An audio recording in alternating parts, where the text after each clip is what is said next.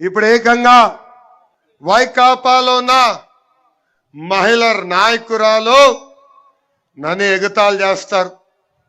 నేను మాట్లాడితే నాకు చీరలు గాజులు పంపిస్తారని హామీ ఇస్తారు.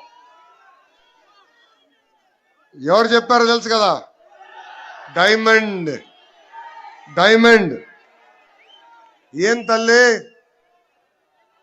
చీర కట్టుకుని గాజులు వేసుకునే వాళ్ళు చేతగానోలా?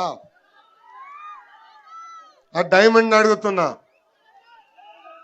ఏమ్మా మహిళల చీర కట్టుకుని చేతులకి గాజులు వేసుకుంటే వాళ్ళు చేతగానోలా?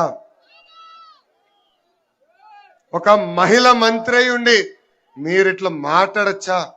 పంపించండి ఆ చీర గాజులు, పంపించండి నాకు ఆ చీర గాజులు.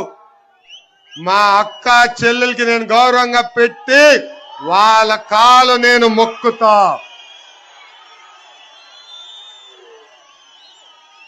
మీ నాయకుడు లాగా తల్లి చెల్లిని నేను మెడబట్టి బయటికి మటు గంటను.